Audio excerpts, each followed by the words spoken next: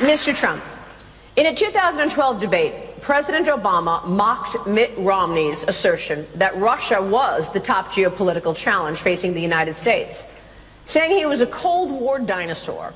Now, Russia has invaded Ukraine and has put troops in Syria. You have said you will have a good relationship with Mr. Putin.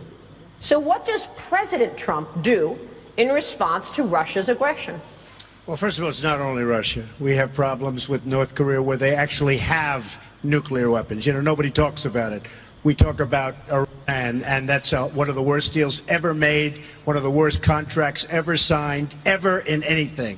And it's a disgrace.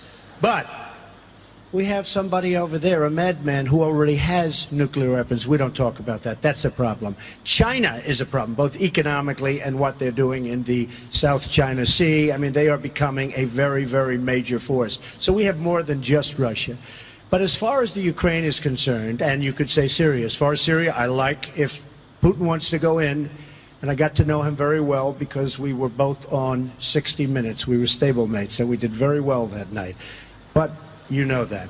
But if Putin wants to go and knock the hell out of ISIS, I am all for it 100%, and I can't understand how anybody would be against it. They blew up, hold it, they blew up, wait a minute, they blew up a Russian airplane. He cannot be in love with these people. He's going in, and we can go in, and everybody should go in. As far as the Ukraine is concerned, we have a group of people and a group of countries, including Germany, tremendous economic behemoth. Why are we always doing the work? I'm all for protecting Ukraine and working, but we have countries that are surrounding the Ukraine that aren't doing anything. They say, keep going, you dummies, keep going, protect us. And we have to get smart. We can't continue to be the policemen of the world. We owe $19 trillion. We have a country that's going to hell. We have an infrastructure that's falling apart, our roads, our bridges, our schools, our airports, and we have to start investing money in our country. Thank you, sir. Donald is wrong on this. He is absolutely wrong on this. We're not going to be the world's policeman, but we sure as heck better be the world's leader. There's a huge difference where without us leading, voids are filled. And the idea that it's a good idea for Putin to be in Syria. Okay, so if you didn't hear that, there's a lot of talk about, really, he wants to let Russia go and do its thing. He wants, Russia's in Syria, and why do we need to be there as well? Let's pull back. We're in a lot of debt. Let's sort of concentrate on our own country and our own agenda. And so obviously there's a lot of rhetoric in all of that. We kind of got to cut through the noise of what he's saying, what a lot of people say, I guess, and really concentrate on what God says. So when we hear that, we also turn to our Bibles and really wonder what is going to happen relative to what the Bible says. What does God say? And we have to understand and remember that God is actually in control of all these world events. God really cares about America and Russia.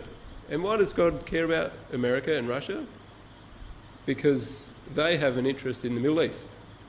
And God cares about those people. He is really in control. Here's a quote here. The Most High rules over the kingdoms of the world. He gives them to anyone he chooses. And the people around us, people at work, they've got no idea what is happening. And even some religions, they don't actually believe that God is in control of this.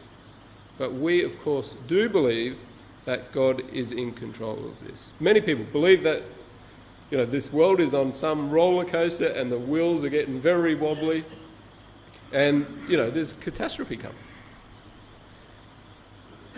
But we know God is in control. Here's another quote. Everyone must submit to governing authorities, for all authority comes from God, and those in position of authority have been placed there by God. These are really powerful verses, and we have to keep them in mind when we see the people that lead the world and the decisions that they make. God is there behind them. God puts these people up. They're not there on their own merit. We've got to really remember that. Donald Trump didn't run his own race. God was there. If God knows our thoughts and intents, of course he surely knows the intents and thoughts behind these other leaders, right? He's such an easy pick, really. Somehow this guy is now arguably the most powerful man on the earth, and it is crazy. Everyone thinks that. And it is really amazing. This guy is in power. He's had zero political experience whatsoever, none. And unlike other famous people who have gone into politics, I don't know, Arnold Schwarzenegger or Peter Garrett maybe, they got to go into the system and they have to be in there for some time before they climb the ladder and eventually get there. This guy hasn't. He has he doesn't know how the political machine works. He doesn't know how the game is played. He has somehow got to the top. And so when we look at what's happening in the world, we have these goggles and these lenses on us that we can peer through the history of the world with the Bible in hand, and we have a special perspective that other people do not. We have had this board game played out for us for many years. We can take comfort in that. What has God got in plan for Donald Trump, perhaps? We wonder about that. So we look with the goggles of the world. Now, I guess when we're talking about America, we are talking about one of these young lions that was read for us in Ezekiel 38. So let's just have a quick look at, and I've got here the King of the South, which is styled, it doesn't talk here about the King of the South, but it talks about that in Daniel chapter 11. We'll come to that later on, but quickly, what is this King of the South? And how does it relate to the video that was shown just before? So obviously Ezekiel 38 is all about Russia invading Israel, and you all know that. Russia and, who we got here, Magog, sort of Central Europe, and Meshech or Moscow, and all of these, places, Germany, Persia, Iran, Ethiopia, Libya, Goma, or France, Tagama, Turkey, they're all there, and they're coming into Israel. And who's against them? In verse 13, we have Sheba and Dedan, and the merchants of Tarshish. These are these other king who are saying, hey, well, wait up a minute. Have you come to take a spoil? Have you assembled your host to carry off plunder, to take away silver and gold, and to take away livestock and goods, and seize a great spoil? This is Ezekiel 38, verse 13 onwards. So Sheba and Dedan, where are those? We don't have many young people here, but Sheba and Dedan, let's have a quick look. Well, when we go to a pretty old map, we have to obviously Sheba and Dedan don't exist anywhere today, but when we look at an old map, there they are, and this is probably not as clear here, but what we're looking at is what country? Does anyone want to have a go at that? Saudi Arabia. So Sheba and Dedan, Saudi Arabia. Tarshish, who are Tarshish? Tarshish is Britain, and the young lions. Now, this poster, which you've probably all seen so many times, just highlighting this old lion, which is this symbol of Britain, and the young lions, USA, Canada, Australia. And so when we think of, where does America sit in all of this? I think this is really interesting now with Donald Trump in power. We want to talk about with that. And like that, this poster sort of shows perhaps the angels are hard at work back in World War I in 1918, setting this kind of, goodies versus baddies, two teams, back then. So we've got these young lions, which are still these young lions today. And when you look at, so if we go forward a bit from World War I into Cold War alignment, which is a pretty small map up there, you can see the blue is pro-Western, and then the red is pro-Soviet. And if we fast forward even a bit more to probably just a few years ago when Iran was pretty hot, with all this nuclear stuff. So this is a couple of years ago. It's pretty hard to see. Maybe I can... does that work? Not really. Down the bottom of this map, around Iran, in Saudi Arabia, is all of these American bases. And America and British have got military bases all set up. So this is obviously in the south of Israel, so keep that in mind. Because it is a little bit weird that, you know, how come Britain is part of this? Britain isn't sort of anywhere near Saudi Arabia. India or Australia, you know. So but when you look at their military, here's another couple of maps. So this is fast forwarding like right up until now. And one of these maps only like 2 weeks old, where we've got this huge, you know, sort of force coming right into power here.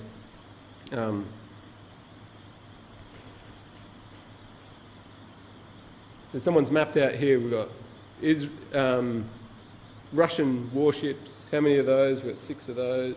How many US ships have we got? Another 6 of those. And you can see what's happening.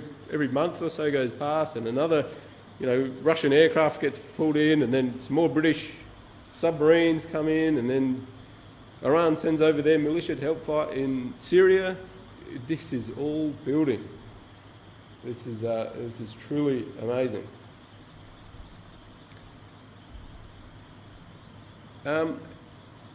But when we think about what does America want with all this, we just saw a video where Trump says, I want out. I want to pull myself out. Oh, he doesn't want all of his ships there. He doesn't want to be wasting millions and billions of dollars doing all this. He wants to pull out. This is very interesting. Do you think he can? What happens if he does? But when you read Ezekiel 38 and in verse 13, it's like as if they're almost surprised. Somehow America has to be opposed to whatever it is that Russia's doing. Somehow, you know, Putin and Trump are saying we're buddies, but somehow America has to really oppose whatever Trump is doing. And it's almost, when you read verse 13, it's almost like he's surprised. Or, you know, the young lions are, they're just, whoa, hang on a minute, what? Oh, you come to take us? Whoa, where did this come from? What are you doing? What on earth are you doing here? That's what he's almost saying. Hang on a minute. So, let's just jump into some more news. So this is just in November, sort of 9th of November. We've got this article here. What does Trump's victory mean for the Middle East? So you probably won't be able to read that. Just Syrians and Palestinians to suffer most with the doors to refugees slammed while US-Israel relations are in question. Okay, what's this all about? Reading a couple of paragraphs out of this. Secondly, Trump will inaugurate a new policy of friendship and collaboration with Russian President Vladimir Putin. Okay, they're buddies. Based on accommodating Russia's interests. So this is America saying they'd like to accommodate Russia's interests in the Middle East. And this includes accepting Russia's role in Syria as a positive and supporting al-Assad's regime. So this is interesting. This is a real, turn of the tables. It goes on, since Trump is poised to antagonise Iran by revoking the nuclear deal. So this is when Obama made a deal with Iran. Yeah, you can do nuclear, provided blah, blah, blah. In that video we showed earlier, Trump wants to, this is the worst deal we have ever made. He wants to pull out, we are not making this deal with Iran. And then lastly in that paragraph, another regional strongman whose relations with Washington will greatly improve under Trump is Benjamin Netanyahu. This is what this is saying. Thus, another direct victim of Trump's election will be the Palestinian people, as Netanyahu will be given more of a free hand in dealing with them than any Israeli Prime Minister since has had since Ariel Sharon in the aftermath of September 11. Wow. Okay, what have we got here? Trump wins US-Russian hostility on hold, but for how long? Okay, so this article is saying, well, Russia and Trump are buddies, and Reuters have got a few analysts onto this and thought, well, hang on a minute. Trump's ascent to the White House carries the risk of dangerous miscalculations if the US president-elect and Putin, two willful personalities and self-styled leaders who have exchanged occasional compliments, decide they have misjudged one another, according to Russian experts and others. Putin has the ability to advance his interest in many different ways. Sometimes tactical diplomacy can help. Okay. So what this is saying is, well, we might be friends, but for how long? How long is this friendship going to last? They're both strong-willed. They're both hard negotiators. Reuters is saying this could end in trouble. And here we go. What does Britain think about all of this? So Trump and Putin, buddies. What does Britain think? Trump-Putin alliance sparks diplomatic crisis as British ministers demand assurance over US and Russia.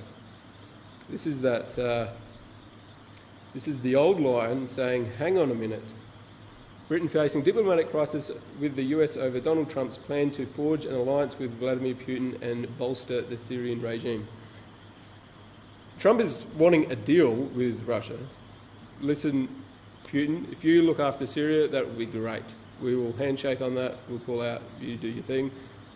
And Britain is saying, well, this guy is the enemy.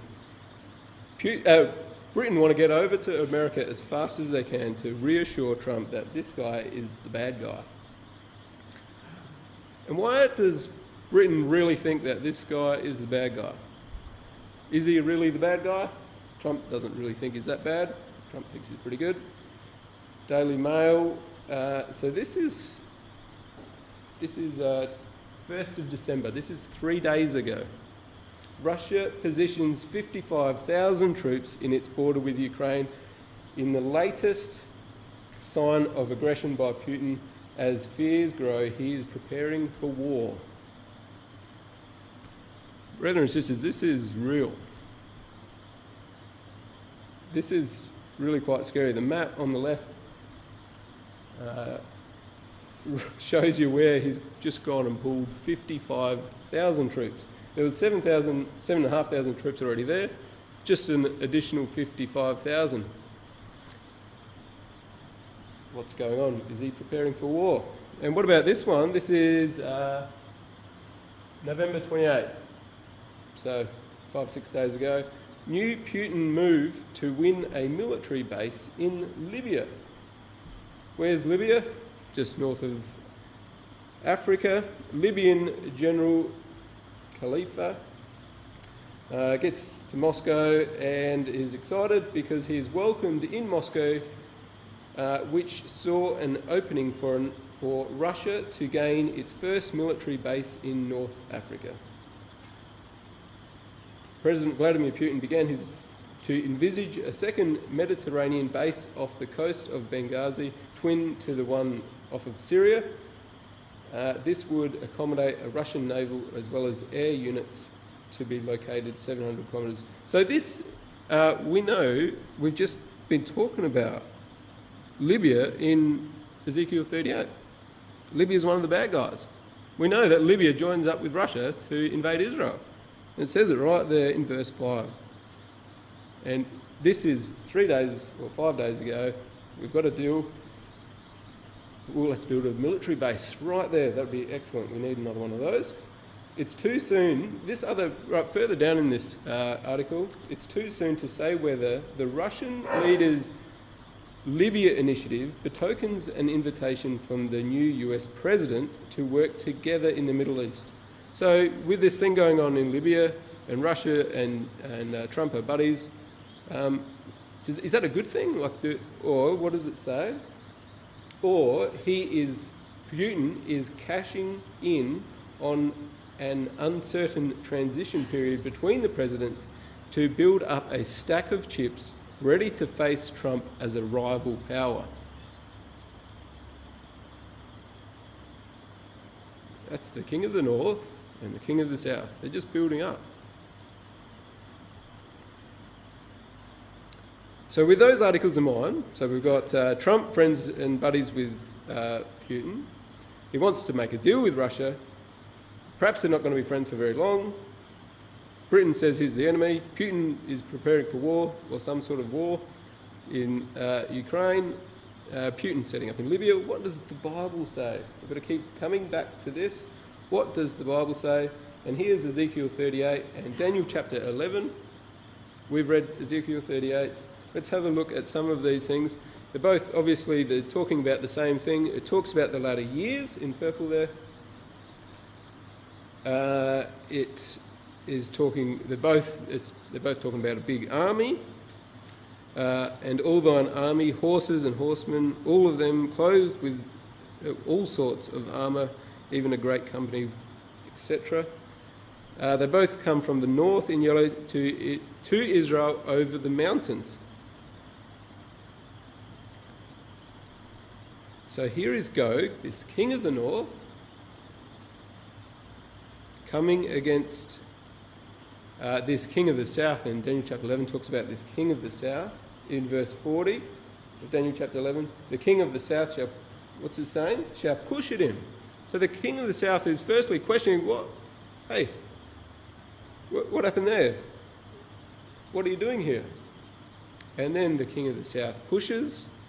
And when we look at what pushing really means, it's to gore, it's to push or thrust at, or to engage in thrusting or wage war. Something has to make the king of the south push against the king of the north. Trump is saying he's mates with Putin. So before Trump was in, like we've looked at these maps before Trump was in, it kind of made sense. We've got this great big American power, this young lion that is, the world leader. And it's pretty obvious that you could think that, well, sure, they're going to push, but Trump's going to pull out of all of that. I wonder if there's going to be something that changes his mind. Reuters says it's going to end in disaster. Reuters says that relationship is not a good relationship, it's not going to last. The Bible in Ezekiel 38 says it is not going to last, this relationship. How is this possible? Let's have a look at a couple of scenarios. So first one is that Trump, so this is in The Guardian last month, 10th of November, Trump has every intention of recognising Jerusalem as Israel's capital. Trump is very pro-Israel, very pro-Israel. He has his own grandchildren are getting schooled in Jewish culture and the Jewish faith. Right, that is interesting. And this article goes on to say, Israeli government ministers and political figures are pushing the US President-elect Donald Trump to quickly fulfill his campaign promise. Trump made a campaign promise to overturn decades of US foreign policy and recognise Jerusalem as Israel's capital. Let's have a quick look at this video. See if we can turn the volume up. Israel's right wing very much celebrated a Trump victory, and almost immediately after the election results came in, called on President-elect Donald Trump to move the American embassy to Israel from where it is now in Tel Aviv to Jerusalem. Can you hear that at all? No? All right, should I put the microphone onto the... Okay, let's try this out. That would effectively be the United States recognizing Jerusalem as Israel's capital. That would buck the United Nations and decades of U.S. policy when it comes to Jerusalem. But that was a campaign promise of Donald Trump, and it's now those right-wing leaders, including the Jerusalem mayor and Israel's right-wing justice minister, who called on Donald Trump to make good on that promise. Meanwhile, the education minister congratulated Trump and also said the era of a Palestinian state is over.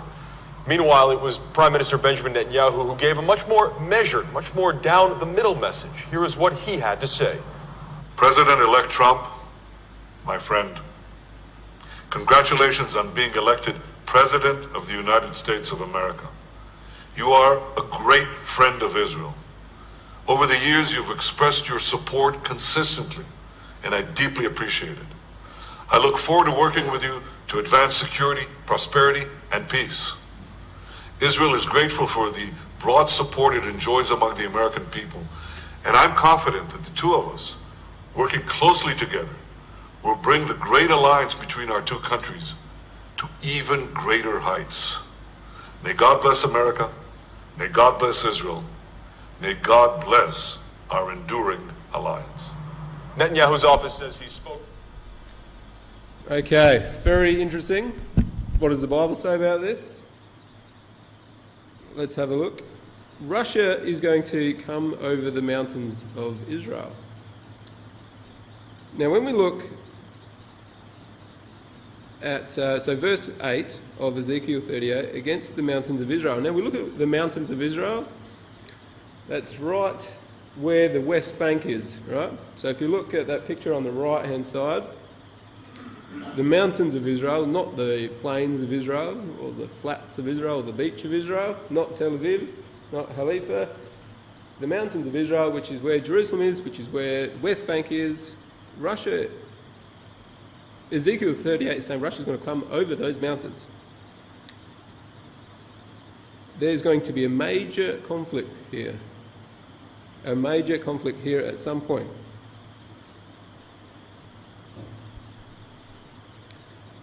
So this guy, we're actually told what he thinks when he's there. When Russia is in the region somewhere, it says in verse 10 of Ezekiel 38, and it shall come to pass that at that same time things shall come into thy mind, and thou shalt have an evil thought.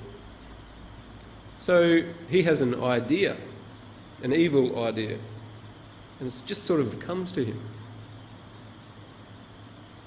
And perhaps he's even had this idea already. We don't know.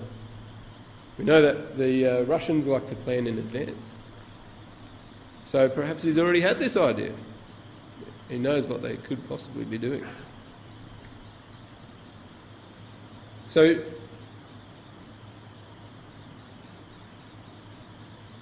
he has this evil idea, and this guy says, well, hang on a minute. Have you come to take a spoil? What on earth? I thought we were friends. I thought we were buddies. I thought I knew what we're all about. You never told me this. What are you doing? And perhaps Donald Trump is there with his billions of dollars and his business savviness, and he thinks that he knows how he can make some deals in the world with world politics, but he doesn't. He doesn't know world politics. He thinks he can perhaps negotiate with the world leaders, but perhaps he can't. Perhaps this is not going to happen. So it talks about Jerusalem. And here's some other verses that talk about Jerusalem. Jerusalem, the centre of world war. So Zechariah 12 verse 2 to 3. Behold, I will make Jerusalem a cup of trembling unto all people round about. When they shall be in the siege, both against Judea and against Jerusalem. And in that day will I make Jerusalem a burdensome stone. For all people, all that burden themselves with it shall be cut in pieces, though all the people on the earth shall be gathered together against it. Perhaps Donald Trump naively thinks that, well, you know what? Let's move the US embassy into Jerusalem. That's what he's saying. That's his election promise. Let's move the US and let's recognise. So if he moves the embassy into Jerusalem and he tells the world that Jerusalem is actually the capital of Israel, that's a huge deal. No nations recognise Jerusalem as the capital of Israel. Perhaps his naive little idea to do this is actually what flips the tables. this is perhaps what it says there, that Jerusalem is an intoxicating drink. It causes everyone who touches it to stumble. It's a burdensome stone. This could seriously spark things off. This could be it. Okay, what next? Donald Trump likely to end aid for rebels fighting Syrian government. We talked about this already. If Donald Trump pulls out, what's going to happen? Washington Post, or the New York Times says, President Donald Trump said Friday that he was likely to abandon the American effort to support and moderate the opposition groups in Syria who are battling the government of al-Assad, saying, "We have no idea who these people are." Now, in Syria, this is really, it's been going on for a long time. We've just got to perhaps refresh what the Bible says on Syria. So when we read this, so Trump is pulling out, right? Russia has got the box seat here in Syria. So let's have a look at Isaiah 17. This message came to me concerning Damascus. Look, the city of Damascus will disappear. It will become a heap of ruins. The towns of Arur will be destroyed. Flocks will graze in the streets and lie down undisturbed, with no one to chase them away. The fortified towns of Israel will be destroyed, and the royal power of Damascus will end. All that remains of Syria will share the fate of Israel's departing glory, declares the Lord of heaven. In that day, Israel's glory will go dim.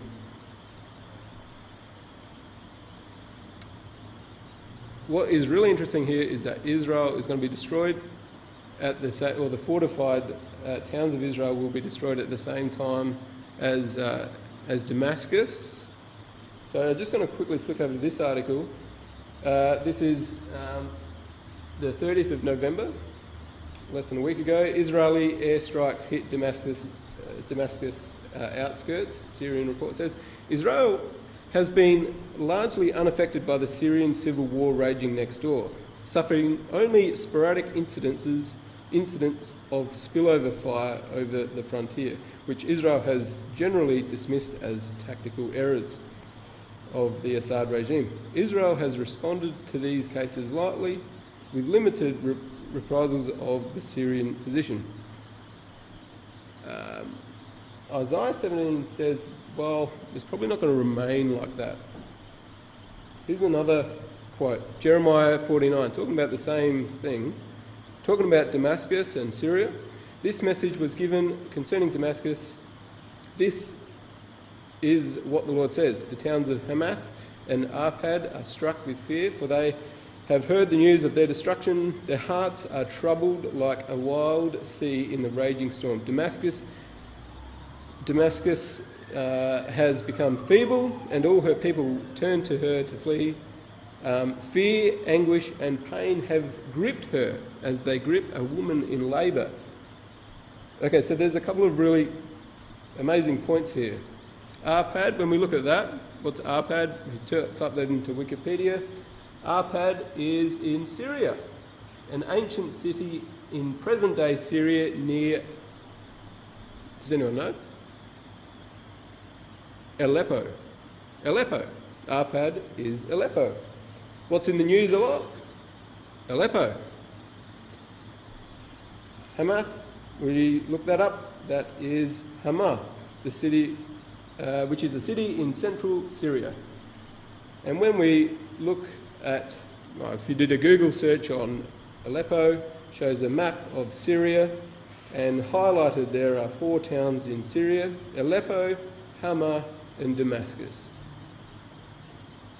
To be destroyed, there they are there. To be destroyed, says Jeremiah 49. Same time Israel will suffer badly. We kind of gloss over this. This is a terribly sad situation, actually. Syria is in this... So when you look at Aleppo back in 2005 had 2.3 million people there. This is a terrible situation for the whole world that is trying to deal with at the moment. 2.3 million people, a lot bigger than Adelaide. And no one quite knows how many people are there. If you look at pictures of Aleppo, it's disgusting. People are there, civilians are there now. There is estimated that 700,000 people have probably been displaced or killed. And Russia and the Syrian government and the Iranian militia, they are pounding that city with very little care of civilians and hospitals. They are trying to get rid of those that oppose the Assad regime.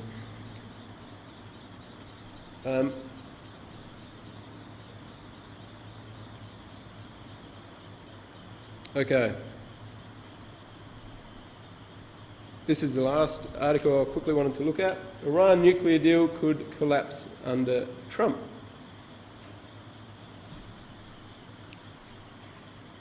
The future of the historic nuclear agreement with Iran is in the air, with the prospect that Donald Trump administration could take steps that would cause Iran to abandon its commitments.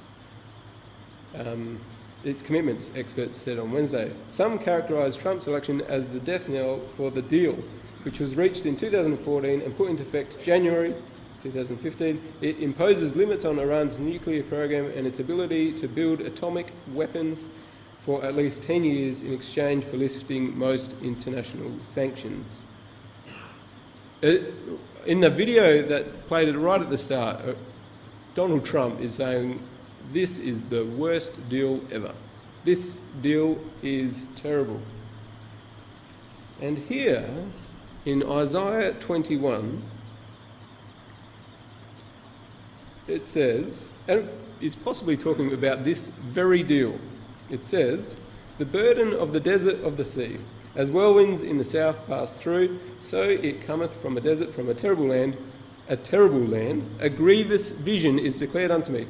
The treacherous dealer dealeth treacherously, and the spoil spoileth. Go up, O Elam, besiege, O Media, all the sighing thereof I have made to cease. Where's Olam and Media? Does anyone want to know? Or does anybody know? Sorry. Media, Medes and Persians, it's Iran. America thinks this, well, Donald Trump thinks this, a lot of people think this deal stinks and they want to get rid of it. And here is Isaiah talking perhaps about this deal. They want to tear that deal up. Now, what would happen if they did that? Let's have a look at this video here. So, I'll get this.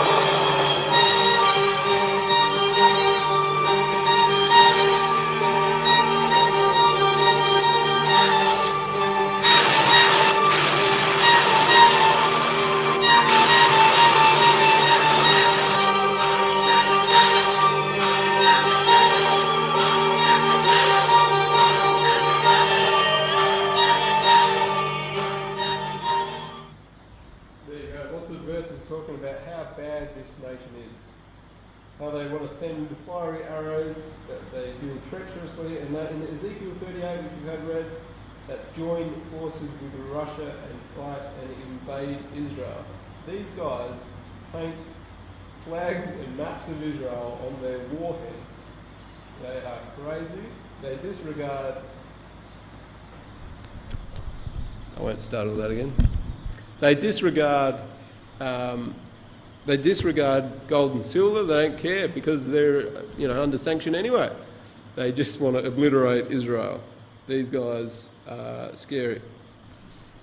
So there you go. That is the end of our talk. We've had a look at a few of these guys here. Putin, this man, he doesn't really believe that he's got borders. I don't know if you saw that video recently. Just doesn't believe he has borders that he has to worry about. He has become extremely powerful over the last couple of years. This man, Donald Trump, the poor guy, is probably put into this position. He is extremely naive, perhaps. He probably has really good intentions. He probably really does have good intentions, but he does not understand politics. He's never had a day of politics in his life. He thinks he can deal with the King of the North, but he can't. The Bible says he cannot deal with the King of the North. He says the King of the South and the King of the North will remain enemies. He wants to scrap the Iranian deal, which we know where that's going to end up. He forgoes the agreement that Obama's put forward in 2014. He wants to fully back Israel, and we would probably see that as a good thing, that he's backing Israel. That's excellent. But perhaps his love for Israel is the very thing that destabilises the whole Middle East. So, Watchman, we look forward to what is next.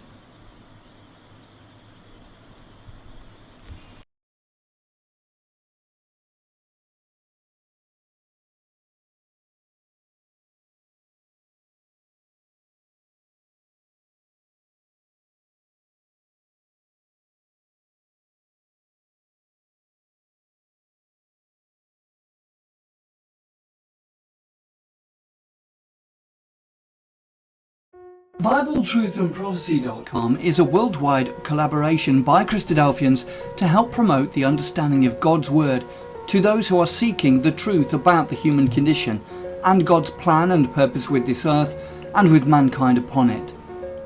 Bible Truth and Prophecy is part of a wider set of online resources provided by Christadelphianvideo.org for establishing just how far removed the true Christian teaching of the first century apostles is from that taught by mainstream Christendom today. BibleTruthAndProphecy.com is very much a standalone website, but benefits from our vast network of sites and resources and social media. Here are just a few of the things that BibleTruthAndProphecy.com offers. We have a good number of written articles supplied to us from brothers from all over the globe. These deal with first principle issues, creation versus evolution, the inspiration of the Bible, and so much more. We have a whole section of video study series. These are studies that have been posted onto our YouTube channel, but because of the difficulty of the search feature within YouTube, we have chosen to host on Bible Truth and Prophecy. So now every video you search for within the site, you can be guaranteed that it will be of a Christadelphian nature. We also have a preaching video section where any ecclesia is invited to download and use or embed these videos within their own ecclesial websites. We also have an exhortation service where we produce 2 or 3 exhortations per week, which we then circulate to brethren and sisters in isolation. We also have an ever-growing list of approved Christadelphian sites. We also have a page of live news feeds, so you can keep up to date with all the breaking news as it happens. We also have a section for the daily readings. Each day at around midnight we publish all 3 of the daily readings, and then later on in the day we publish thought for the days, often based on all 3 portions of the daily readings. Within each daily reading post there is also a link to enable you to have the Bible chapter read to you directly. We also feature Bible in the News videos, videos which we have produced from the Bible in the News website. We also feature Brother Don Pierce's milestone snippets, which come out approximately 3 times a week. We also feature Andy Walton's weekly World Watch, and other commentaries and analysis from other brethren on world news events. You can also subscribe to the blog and be notified of posts as they happen in real time, and also subscribe to the weekly newsletter which is provided by Christadelphianvideo.org. Every page and post on the site has the facility to be able to leave a comment or make an observation, so please take advantage of this and let us know what you think of the site.